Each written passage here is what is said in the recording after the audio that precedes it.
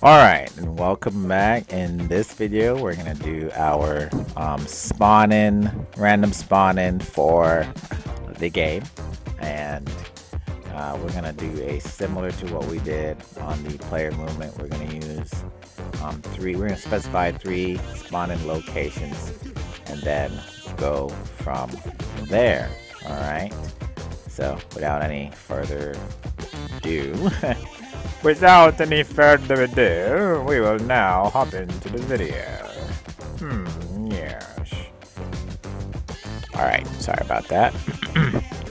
Gotta work on my jokes. So, yeah, let's go over to the platform. It's here. Camera is, let's make it a little bigger. Camera is that way, platform this way. Very good. Very, very good. Alright, we're just going to create a cube, try to center it in the platform to mark the first location. So I think 0. Is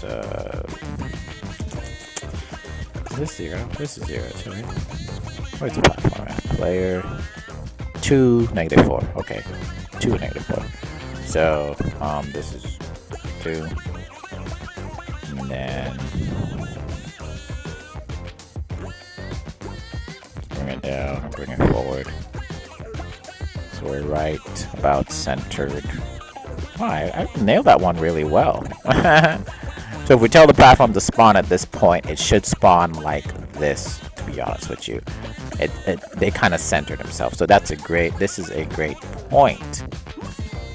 And then what we'll do is we'll duplicate this, boop. And then we'll go, there's a -3 and a 3. And duplicate again. And then there's a -3. Because that's what we did with the movement on that. Remember, guys? If you go to player, it moves -3 and it moves 3 on the left. And those were set positions. So in theory, when the platform spawns, the next one should spawn like here. And the other one should do the same thing, right? So these will be our 3 spawn points. Let me just mark them. SPN 1, SPN 1, yeah, spawn 1. Oops, not that.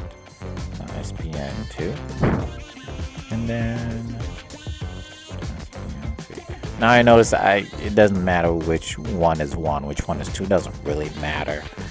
It's just spawn points you're making.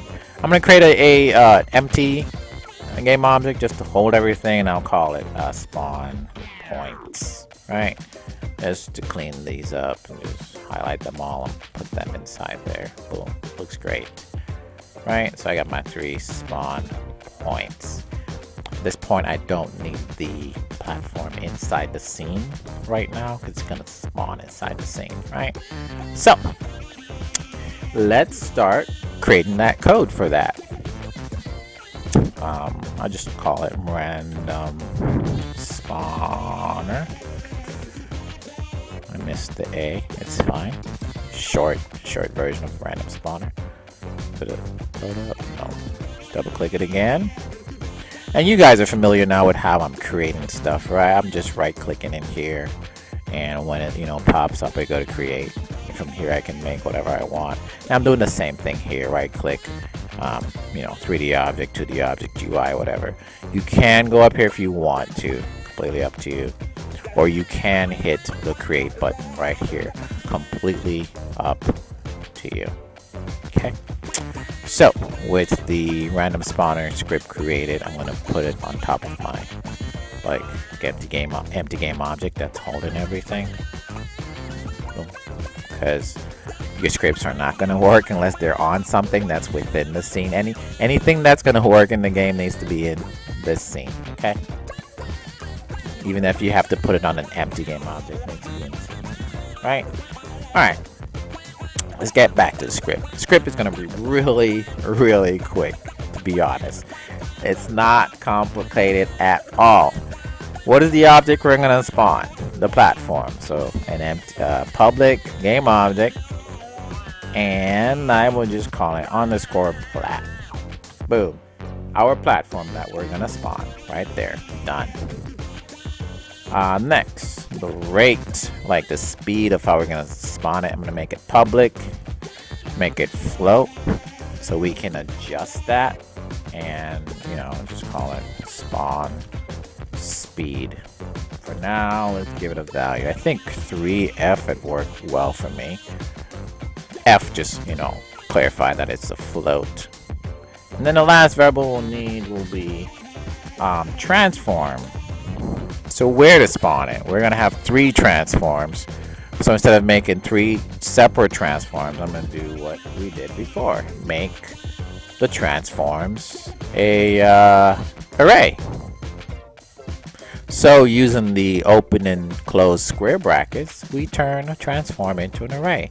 So in Unity, we'll just tell it how many elements. We'll hit 3 and hit enter, and then boom, we're done. So we're going to name it spawn here. Why not? Spawn here. And that part is done. Finally, we don't even need the update function at all. Let's create a new function. Just call it spawn with a capital S, and create the body. Boom, we're ready to go. So it's gonna generate a random number and then decide where to spawn and spawn where. We're gonna fix that inside the code, right? You guys know how to work with arrays, so if we're gonna target one of the elements and spawn here, we got to do that. Say it's 0 or our 1 or 2, whatever the element is, right? So we're gonna create a spawn. Let's make it simple. SPN index, right? And we just equal that to a random number from the range from 0 to 3, because there will only be 3 possible spawn points. The best practice here is to make sure that the spawn point, if you create more spawn point, that they're automatically involved in the spawning. So you just use the spawn point itself dot length, which gives you again the number 3. But if later you decide to make multiple more spawn points, you don't have to change this part of the code, right? So this is actually best practice. Who says I won't teach you nothing about good practice? They lied. Now you just have to instantiate it, which is basically spawning the work.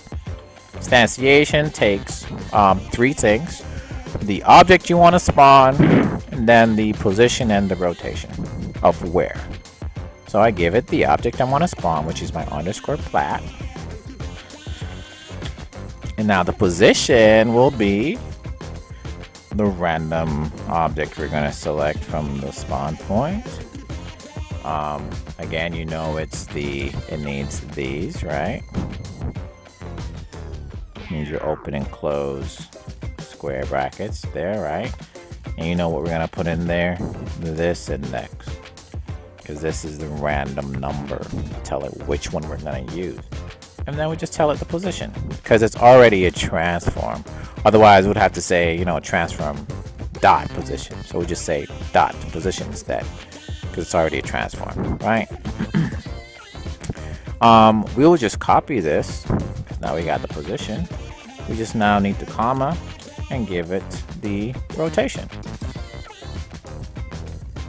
Type position, type rotation. Bada bing, bada boom. Our code is almost done. One more line right here.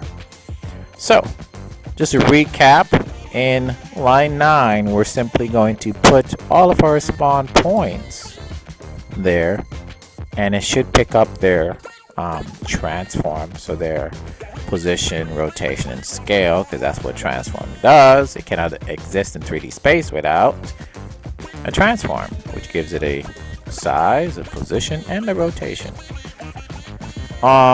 Picks up those positions in an array, and then we can loop through them with a random generator and tell this thing to spawn at one of those locations. Easy peasy. So, how do we have this happening always over and over and over? When the game starts, we can invoke it.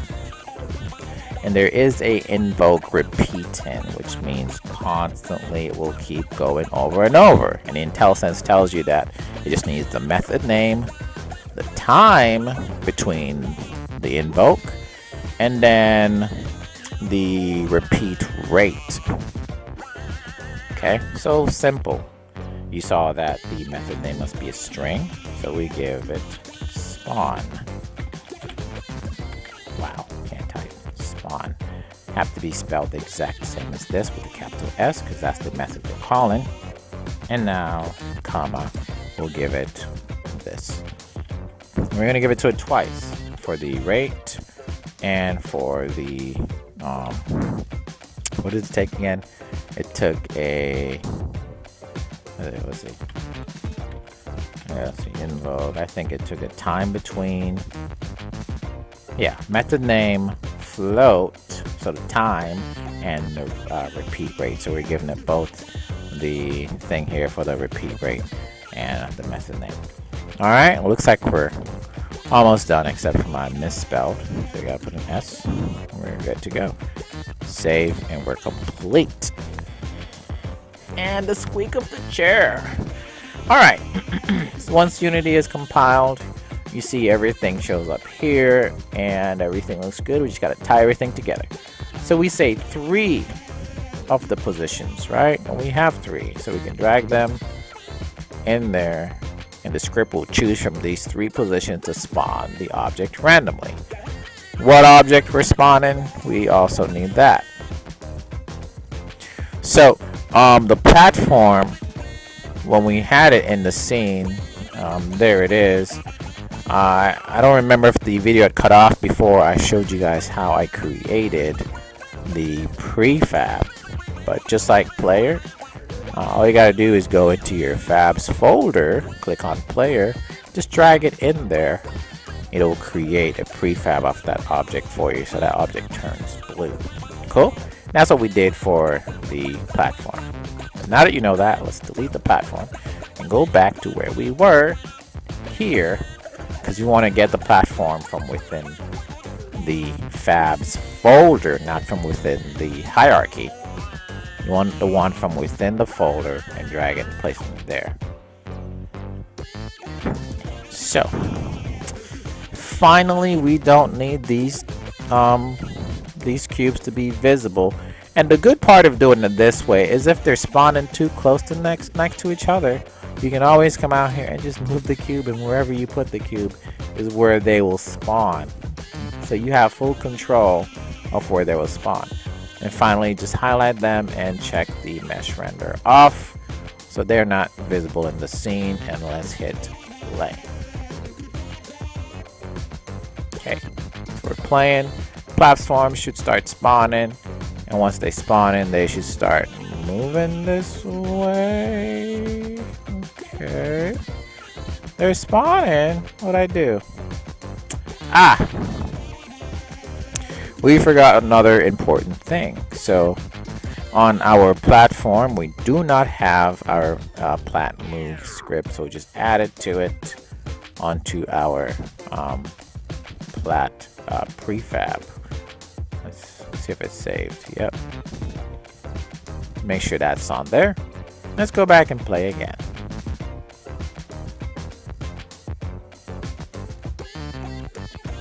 And there it is. Nice. And you can see it's just spawning them and sending them this way. And then for cleanup, they delete themselves after about 8 or 10 seconds. This is how it looks in the scene. Our player's control still works. This dropper should drop it there. This one should drop it there. And this one should just, do the same thing. Drop it there. Nice. Alright, I think we're on a good pace for this playlist or tutorial here. So, we're halfway to the end. I think we only have about 2 more videos and this is done. I told you it was going to be quick. Let's go ahead and we can create a way to, I guess, spawn the bullets. And you know, just have them fall down as soon as the platform is beneath the player's spout. Thanks again for watching. Stay tuned for the next video. Hey, you should become a part of this positive and educational channel by hitting that subscribe button. Again, thank you for watching. Have a great day.